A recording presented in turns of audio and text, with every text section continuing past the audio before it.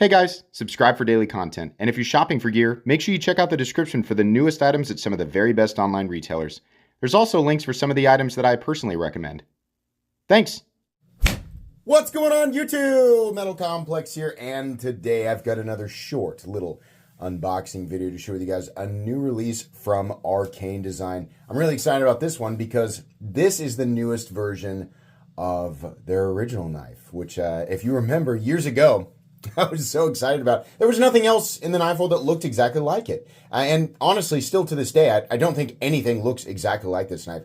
Thanks so much to Arcane Design for sending it in. This should be available, and it's available in at least 2 or 3 different configurations. It'll be linked down below. You guys can check it out if you want to. Thanks to my patrons for supporting me. Let's see what we've got here. As per usual, cool. So there's a little unceremonious there with the tossing of the case, but very cool.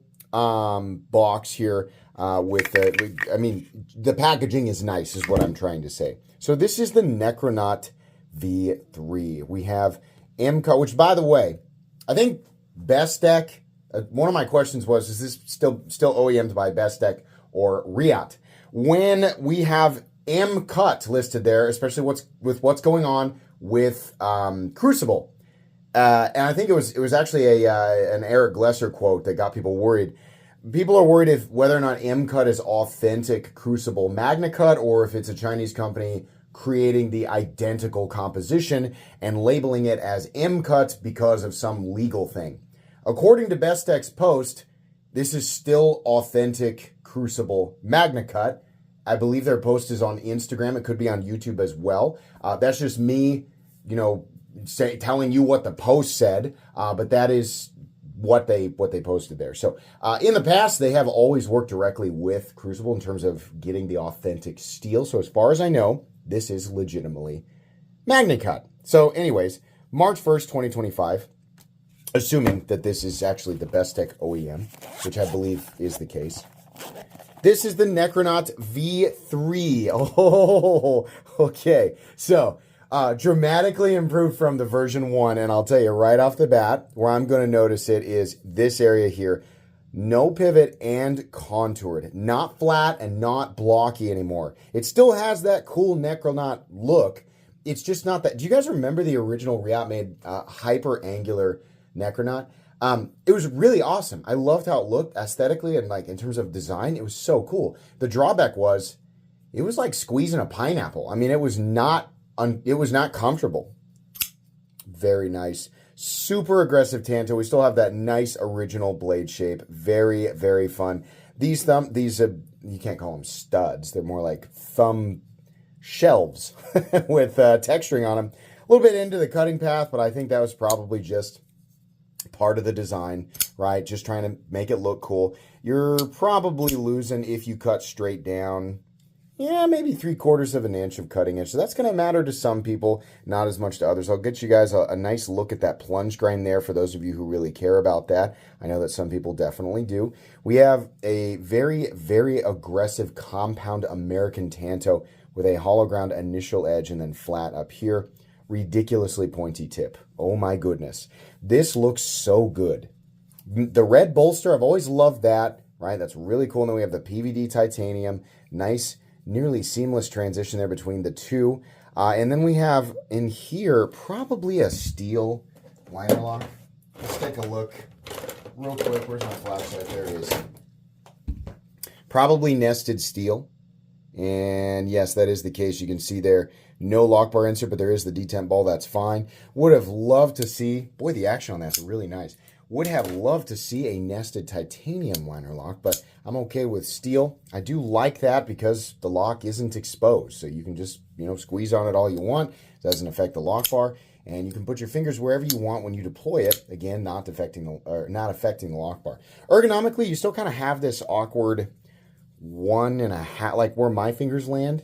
It's like 1.5 fingers or 1 2/3 fingers. So there's lock-in, but it doesn't feel like there's a dedicated spot for this finger. If your hands and fingers are smaller than mine, you can probably get both in here, and maybe that'll help lock in a little bit better. I have to imagine that he designed this for his hands, just as I designed my own knife from my hands. So it doesn't always fit perfectly. Just my observation there. The detent strength on this is phenomenal, and the action is far improved from the original Riot product. But to be fair, back then, Riot's stuff was all stiff. All of it was stiff, and all of it took a long time to break in. This just feels a lot better right out of the box. I mean, literally nearly fall shut. So, very easy to reverse flick, very easy to thumb flick, and very easy to flip. Awesome. The hardwareless aesthetic here, so cool. So you have the pivot on the other side, you have the two body screws on the other side, with the pocket clip, kind of a medium. Yeah, it's a little tight, but I think it'll work just fine. Not nearly as tight as some of the worst offenders. We have on the inside, it says Arcane, and then we have another little designer, that's the Necronaut logo. But on the front here, just the Arcane logo, which I think is really classy. That works really, really well. And then you'll have a hidden screw for the pocket clip, which is, by the way, right hand only. It would be nice if he did some left-handed models. Really good, though. I mean, this legitimately feels like a vastly superior product to the original design, which I think was the same price. Maybe they were $300. These are $340. The entry-level price is $348.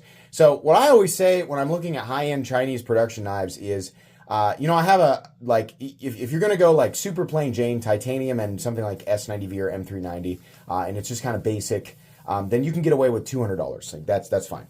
If you bump up to $250, you got to do something a little bit more. You got to do some contouring, some texturing, maybe some anodizing, right? You got to do some.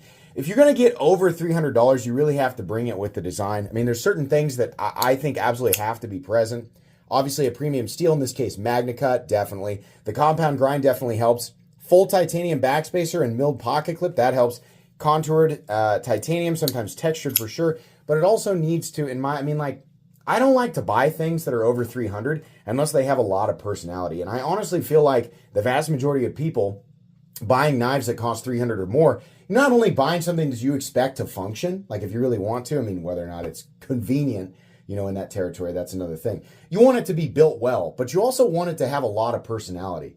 And these knives have it. Are they worth $350? A lot of that's going to be up to the individual, but it has a lot of the stuff that I expect. I just want to carry it for a bit and kind of experience it before I make that final determination. Versus the OG, if the only Arcane design knife you ever bought was the original, do I think this is an upgrade? Absolutely. I think this looks awesome, and it's far more comfortable. Far more comfortable. Love that red on there. Let's take a quick measurement, real quick.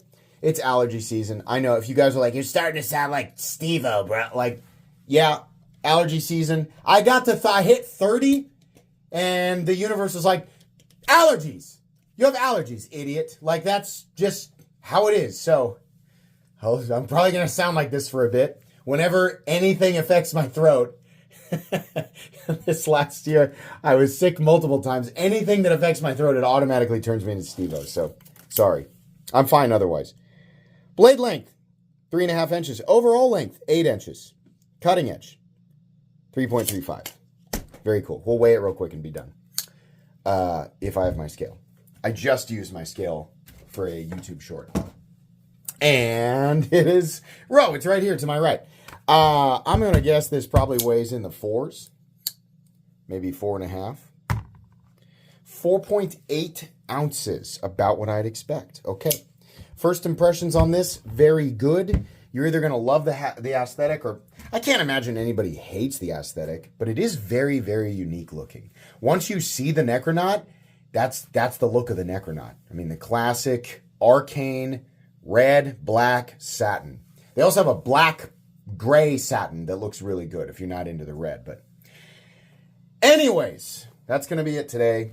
Thanks so much to Arcane for sending this in. This will get a review because this is the V3. It's a totally different variation of it, so it'll get a full review. Links in the description. Please make sure to follow me on Instagram at metal_complex. If you enjoyed this video, leave a like. If you'd like to check out my other content, I do, of course, have lots of videos of knives that are either expensive or inexpensive that I do or don't like, so check those out. And if you enjoy all my content, go ahead and click on that Metal Complex logo right there and subscribe because there's definitely more coming. Thanks again for watching, everybody, and have a great day.